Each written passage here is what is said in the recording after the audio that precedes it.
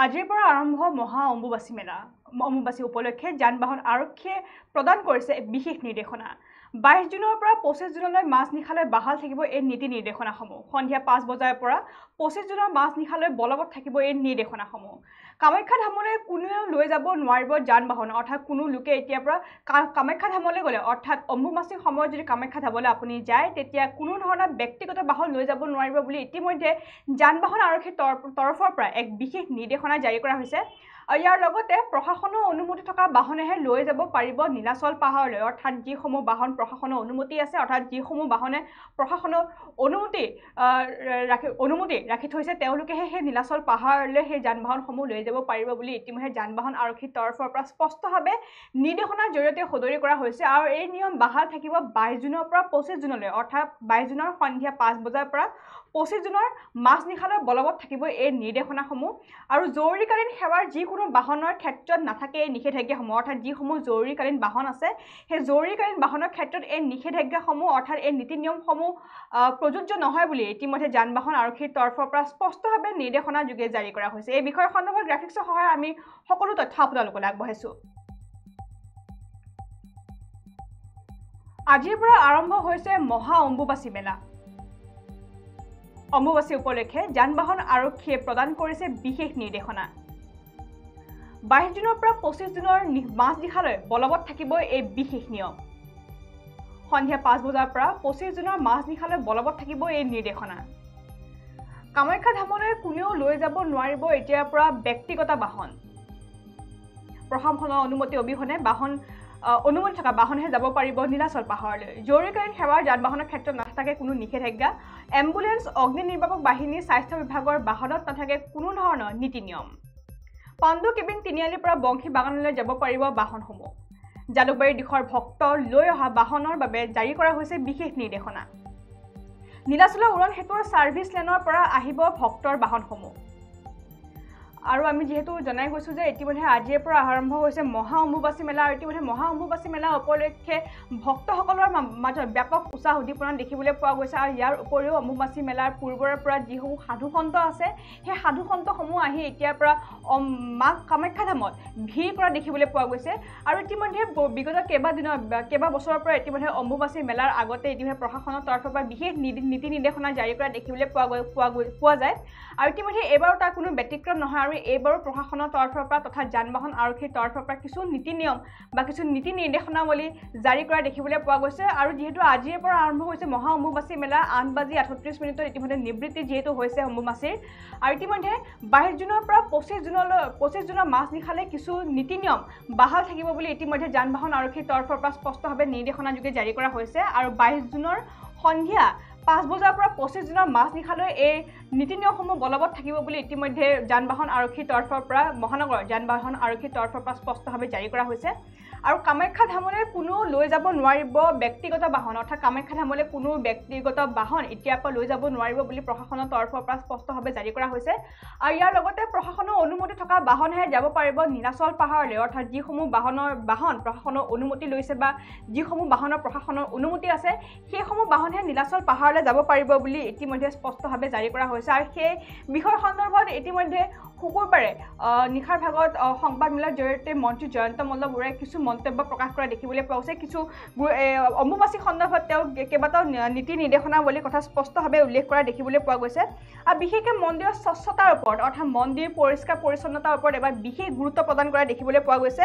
আৰু বিশেষকৈ সকলো ধৰণৰ যিসমূহ মন্দিৰত যিসকল ভক্তপ্ৰাণ ৰাইজ আহে তেওঁলোকৰ লগতে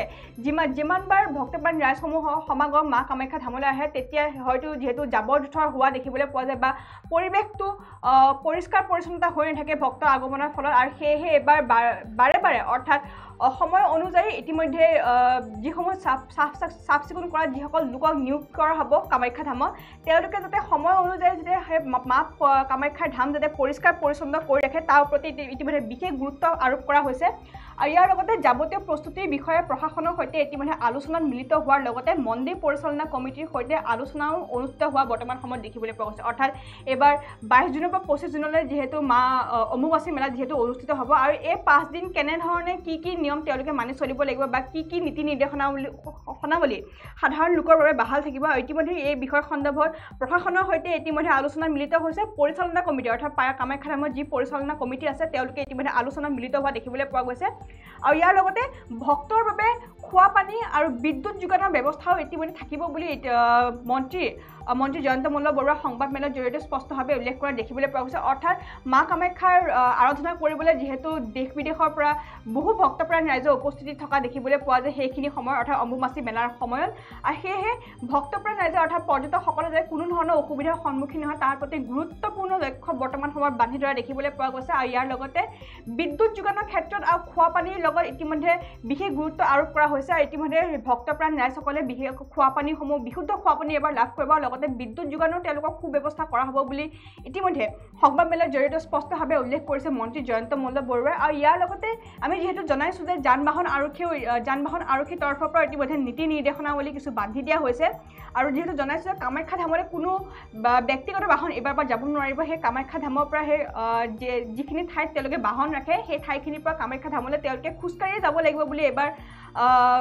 নীতি নিৰ্দেশনাৱলীত এই কথা উপযুক্ত কৰা হৈছে অৰ্থাৎ সেই কথা সংযোগ কৰা হৈছে বৰ্তমান সময়ত কোনো ব্যক্তিগত বাহন নীলাচল পাহাৰলৈ যাব নোৱাৰিব বুলি ইতিমধ্যে সদৰি কৰা হৈছে আৰু যিসকল বাহনৰ প্ৰশাসনৰ অনুমতি আছে অৰ্থাৎ যিসকল বাহন প্ৰশাসনৰ অনুমতি লৈ থৈছে বা প্ৰশাসনৰ অনুমতি আছে সেইসমূহ বাহনহে নীলাচল পাহাৰৰ ওপৰলৈ যাব পাৰিব বুলি ইতিমধ্যে বা কামাখ্যা ধামলৈ যাব পাৰিব বুলি ইতিমধ্যে যান বাহন আৰক্ষীৰ তৰফৰ পৰা স্পষ্টভাৱে সদৰি কৰা হৈছে আৰু ইয়াৰ লগতে যিসমূহ জৰুৰীকালীন যান বাহন আছে অৰ্থাৎ এম্বুলেন্সে হওক বা অগ্নি নিৰ্বাপক বাহিনী হওক বা স্বাস্থ্য বিভাগৰ যিকোনো বাহনে নহওক কিয় সেইসমূহ অৰ্থাৎ জৰুৰীকালীন যিসমূহ বাহন আছে জৰুৰীকালীন বাহনসমূহে নীলাচলৰ পাহাৰৰ ওপৰলৈ যাব পাৰিব বুলি ইতিমধ্যে স্পষ্টভাৱে সদৰি কৰা হৈছে আৰু ইয়াৰ লগতে পাণ্ডু কেবিন তিনিআলিৰ পৰা বংশী বাগানলৈ যাব পাৰিব বাহনসমূহ অৰ্থাৎ পাণ্ডু কেবিনৰ তিনিআলিৰ পৰা বংশী বাগানলৈহে বাহনসমূহ যাব পাৰিব বুলি ইতিমধ্যে নিৰ্দেশনাৰ জৰিয়তে স্পষ্টভাৱে উল্লেখ কৰা হৈছে জালুকবাৰীৰ দিশৰ ভক্ত লৈ অহা বাহনৰ বাবে এক বিশেষ নিৰ্দেশনা জাৰি কৰা হৈছে আৰু ইয়াৰ লগতে নীলাচলৰ উৰণ সেতুৰ ছাৰ্ভিচ লেনৰ পৰা আহিব ভক্তসকলৰ বাহন হ'ব অৰ্থাৎ জালুকবাৰীৰ দিশৰ পৰা যিসকল ভক্ত বাহন লৈ অহা হ'ব সেই ভক্ত কঢ়িয়াই অনা বাহনসমূহৰ ওপৰত এক বিশেষ নিৰ্দেশনা জাৰি কৰা হৈছে আৰু নীলাচলৰ উৰণ সেতুৰ ছাৰ্ভিচ লেনৰ পৰা আহিব ভক্তৰ বাহন হ'ব অৰ্থাৎ নীলাচলৰ যিসমূহ উৰণ সেতুৰ যি ছাৰ্ভিচ লেন আছে সেই ছাৰ্ভিচ লেনৰ পৰা ভক্তসকলৰ বাহন আহিব বুলি ইতিমধ্যে প্ৰশাসনৰ তৰফৰ পৰা স্পষ্টভাৱে উল্লেখ কৰা হৈছে আৰু ইয়াৰ লগতে বিষয় সন্দৰ্ভত আমি যিহেতু জানিছোঁ শুকুৰবাৰে এখন সংবাদমেলত মিলিত হৈছিলে মন্ত্ৰী জয়ন্ত মল্ল বৰুৱা আৰু সংবাদমেলত মন্ত্ৰীগৰাকীয়ে কি মন্তব্য প্ৰদান কৰিছে সেয়া আমি আপোনালোকলৈ ধৰ্মীয় তীৰ্থযাত্ৰীলৈকে আমি আদৰণি জনাবৰ কাৰণে তেওঁলোকক সকলোখিনি সুবিধা দিবৰ কাৰণে আমাৰ চৰকাৰে আৰু আমাৰ বিভাগসমূহে সম্পূৰ্ণ প্ৰস্তুত হৈ উঠিছে এইবাৰ আমি সকলোলৈকে এটা আগ্ৰহ ৰাখিছোঁ যে আজিৰ পৰা এটা কামাখ্যা মন্দিৰৰ দুৱাৰ বন্ধই হ'ল গতিকে আজিৰ ৰাতিৰে পৰা বা কালিৰ ৰাতিপুৱাৰ পৰা অহা ২৭ তাৰিখলৈকে ইয়াত কোনো ধৰণৰ VIP পাছ বা VIP দৰ্শন নাথাকিব আজিৰে পৰা যিসকলো ভক্ত এজন সাধাৰণ ভক্তৰ দৰে আহিব লাগিব সাধাৰণ ভক্তৰ দৰে তেওঁ লাইনত থাকি য'তেই যাব বিচাৰে য'লৈকে য'ত দৰ্শন কৰে য'ত যাব পাৰে আজিৰে পৰা একেবাৰে ২৭ তাৰিখলৈ বিশেষকৈ ২৬ আৰু ২৭ তাৰিখে মন্দিৰৰ দুৱাৰ খোলাৰ দুদিন প্ৰথম দুদিনলৈকে কোনো ধৰণৰ VIP দৰ্শনৰ ব্যৱস্থা নাথাকিব আৰু ইতিমধ্যে আমি অসম চৰকাৰৰ মুখ্য সচিবৰ জৰিয়তে আমি অসমৰ ওচৰৰ বিভিন্ন ৰাজ্যলৈ আমি এই পত্ৰযোগে জনাই দিছোঁ যে কোনেও যাতে আমাক এই সময়ত অনুৰোধ নকৰে যে তেখেতসকলৰ কোনো VIP দৰ্শনৰ কাৰণে ব্যৱস্থা কৰিব সেই হিচাপে আমি পত্ৰ লিখি জনাই দিছোঁ আৰু আজি সাংবাদিক আপোনালোকৰ জৰিয়তে মই অসমৰ সমূহ ৰাজ্যলৈকে আগ্ৰহ ৰাখিছোঁ যে কোনেও এই সময়ত মানে বিশেষ দৰ্শনৰ বাবে যাতে কোনেও আমাক অনুৰোধ নকৰে আৰু কোনো ধৰণৰ বিশেষ দৰ্শনৰ ব্যৱস্থা এই দুটা দিন বিশেষকৈ ২৬ আৰু ২৭ আৰু এই চাৰিটা দিনটো বন্ধই থাকিব গতিকে ২২, ২৩, ২৪, ২৫টো বন্ধই থাকিব আৰু ২৬ আৰু ২৭ তাৰিখত কোনো ধৰণৰ বিশেষ দৰ্শনৰ ব্যৱস্থা নাথাকিব এইটো আমি এই কাৰণে কৰিছোঁ যে বিভিন্ন প্ৰান্তৰ পৰা যথেষ্ট ভক্ত আহে তেখেতসকলে ৩-৪ দিন ইয়াত অপেক্ষা কৰে যে মন্দিৰৰ দুৱাৰ খোলাৰ লগে লগে দৰ্শন কৰাৰ কাৰণে ২-৩ দিন তেওঁলোকে লাইনত থাকে গতিকে এই সময়ত কোনো বিশেষ দৰ্শনৰ ব্যৱস্থা কৰিলে তেওঁলোকৰ প্ৰতি কিছু পৰিমাণে অসুবিধাৰ সৃষ্টি হয় অন্যায় কৰাৰ দৰে আৰু সেইকাৰণে আমি প্ৰথম দুটা দিন ২৬ আৰু ২৭ তাৰিখত মন্দিৰৰ কোনো ধৰণৰ বিশেষ দৰ্শনৰ ব্যৱস্থা নাই আৰু এই 4টা দিনো সকলো ব্যক্তিয়ে নিজে আগত যেনেধৰণে কলবাৰে যাব বিচাৰে সাধাৰণ ব্যক্তিৰ যি ব্যৱস্থা থাকিব সকলোৰে কাৰণে একেই ব্যৱস্থা থাকিব এই ব্যৱস্থাৰ জৰিয়তে এটা কথা কৈ থওঁ যে এইবেলি কামাখ্যা ফুটহিলৰ পৰা কামাখ্যা মন্দিৰলৈকে যোৱা যিটো মুখ্য পথ কামাখ্যা মন্দিৰৰ যিটো মুখ্য পথ এই পথেৰে কোনো ধৰণৰ গাড়ীৰ ওপৰলৈ উঠিব নোৱাৰিব একমাত্ৰ এম্বুলেন্স বা ইউটিলিটি ভেহিকুলৰ প্ৰয়োজন সাপেক্ষে ওপৰলৈ উঠিব তাক বাদ দি কাৰোৱে বাহন এইফালেৰে কামাখ্যা ফুটহিলৰ পৰা কামাখ্যা মন্দিৰলৈ কোনো ধৰণৰ বাহন উঠিব নোৱাৰিব যিসকলে বাহন লৈ যোৱাৰ বা বাহন লৈ ওপৰলৈ যোৱাৰ ব্যৱস্থা অকল পাণ্ডুৰ ফালৰ পৰা যিটো বিকল্প ৰাস্তা আছে আমি যিটো নতুনকৈ ৰাস্তা বনাইছোঁ পাণ্ডুৰ পৰা কামাখ্যা মন্দিৰলৈ সেই বিকল্প ৰাস্তাৰে বাহন উঠিব পাৰিব আৰু বাহনৰ ক্ষেত্ৰতো সাধাৰণতে আমি বাহন ওপৰলৈ পাৰ্মিশ্যন নিদিওঁ কৰবাত কিবা ক্ষেত্ৰত বিশেষ ক্ষেত্ৰত যদি কিবা পাৰ্মিশ্যন দিব লগা হয় তেতিয়াহ'লে সেই বাহনৰ পাৰ্মিশ্যন সেইটো ৰাস্তাৰে পাব এই ৰাস্তাৰে কোনো ধৰণৰ বাহনৰ পাৰ্মিশ্যন নাথাকিব আৰু সেই ৰাস্তাটো বিশেষভাৱে ফেৰী বাহন থাকিব সকলোৱে নিজৰ বাহন তললৈকে নি কোনোবা যদি দিব্যাংগজন জ্যেষ্ঠজন শাৰীৰিকভাৱে দুৰ্বল মানুহ বা অন্যান্য কোনো মানুহে নিজে ওপৰলৈ যাবলৈ গাড়ীৰে যাব বিচাৰে তেতিয়াহ'লে জিলা প্ৰশাসনৰ তাত কিছু সৰু গাড়ীৰ ব্যৱস্থা থাকিব ফেৰী বাহনৰ ব্যৱস্থা থাকিব সেই বাহনত উঠি ওপৰলৈ যাব পাৰিব আৰু সেই বাহনেৰে তললৈ নামি আহিব পাৰিব ওপৰলৈ নিজৰ বাহন লৈ যোৱাৰ অনুমতি আমি প্ৰদান নকৰোঁ গতিকে মুখ্যতঃ দুয়োটা ৰাস্তাতে ওপৰলৈ নিজৰ বাহন লৈ যাব নোৱাৰিব কিন্তু পিছফালৰ পাণ্ডু পৰা থকা ৰাস্তাটোৰে বাহন চৰকাৰীভাৱে বা আমাৰ বিভাগীয়ভাৱে তাত ব্যৱস্থা থাকিব যি বাহনেৰে ওপৰলৈ মানুহখিনি অহা যোৱা কৰিব শাৰীৰিকভাৱে দুৰ্বল মানুহ শাৰীৰিকভাৱে অক্ষম বা দিব্যাংগ লোক বা অন্যান্য জ্যেষ্ঠ লোক ৰোগীয়া লোক তেওঁলোকক নিবৰ কাৰণে আমাৰ নিজৰ বিভাগীয় বাহন থাকিব আৰু এটা কথা যে যোৱা বছৰ আমি কৰিছিলোঁ যে নিশা 9 বজাৰ পৰা আমি যোৱা বছৰ ওপৰলৈ উঠা বন্ধ কৰি দিছিলোঁ কিন্তু এইবেলি আমি কামাখ্যা ফুটহিলৰ পৰা যিটো ৰাস্তা মূল পথত আমি 8 বজাৰ লগে লগে বন্ধ কৰি দিম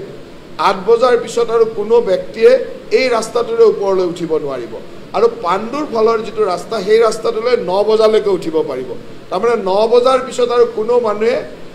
মানে ওপৰলৈ উঠিব নোৱাৰিব সকলো ৰাস্তা আমি 9 বজাৰ লগে লগে বন্ধ কৰি দিয়া হ'ব যিসকল লোকে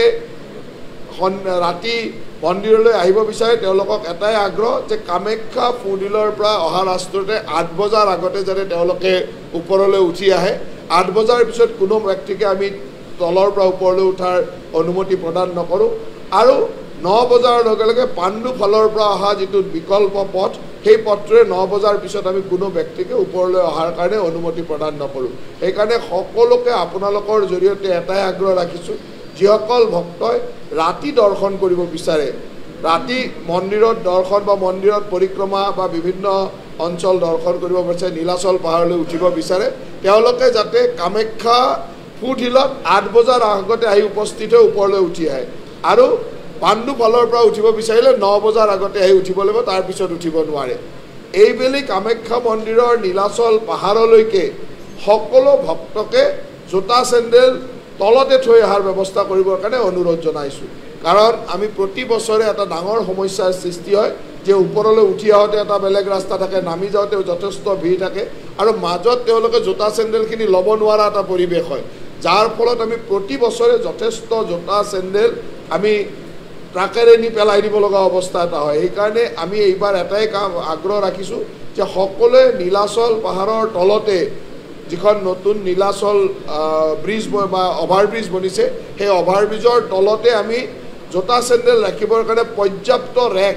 শ্বু ৰেকৰ ব্যৱস্থা কৰিছোঁ তাত ভলেণ্টিয়াৰ থাকিব তাত পুলিচ প্ৰশাসনৰ ব্যক্তিও থাকিব আৰু সেই শ্বু ৰেকতে নিজৰ জোতা চেণ্ডেল তাতে থৈ কামাখ্যাৰ পাহাৰত উঠাৰ আগতে তেওঁলোক তাতে থৈ সম্পূৰ্ণ খালী ভৰিৰে খোজকাঢ়ি আহিবৰ কাৰণে অনুৰোধ জনাইছোঁ যাতে তেওঁলোকৰ কাৰণে সুবিধা কাৰণ জোতা চেণ্ডেল তলত গৈ বিচাৰি পাব ওপৰত থ'লে বিচাৰি পোৱাৰ আৰু ওপৰত ৰখাৰো কোনো ব্যৱস্থা আমি ৰখা নাই ওপৰত আগতে আমি জোতা ৰাখিবৰ কাৰণে আমাৰ এই লজৰ ওচৰে পাজৰে যথেষ্ট ব্যৱস্থা আমি ৰাখিছিলোঁ এইবাৰ জোতা ৰখাৰ ব্যৱস্থা কামাখ্যা ফুটহিলতে কৰিছোঁ নীলাচল উৰণীয়া সেতু যিখন আছে উৰণীয়া সেতুৰ তলত পৰ্যাপ্ত পৰিমাণে জোতা চেণ্ডেল ৰখাৰ ব্যৱস্থা ৰখা হৈছে। তাত সকলো ভক্তকে এটাই অনুৰোধ যে তাতে নিৰ্দিষ্ট কৰি থোৱা স্থানত সুন্দৰভাৱে জোতা চেণ্ডেল থৈ ওপৰলৈ যাতে উঠি আহে। আমি আশা ৰাখিছোঁ যে বতৰৰ যিটো পৰিৱেশ, এই পৰিৱেশত নিশ্চয়কৈ খালী ভৰিৰে আহিবলৈ বিশেষ অসুবিধা নহ'ব লাগে। যদি বেছি ৰ'দ দিয়া বা বিশেষ অসুবিধা হয় তেতিয়াহ'লে আমি নীলাচল বা প্ৰশান্তি লজৰ ইয়াৰ পৰা তললৈকে আমি সময়ে সময়ে ৰাস্তাত পানী মাৰি দিয়া বা খোজকাঢ়ি আহিবলৈ যাতে পথচাৰীৰ অসুবিধা নহয় তাৰ কাৰণে আমি সেই ব্যৱস্থাখিনিও ৰাখিম। আৰু প্ৰশান্তি লজৰ পৰা ওপৰলৈ কামাখ্যা মন্দিৰলৈ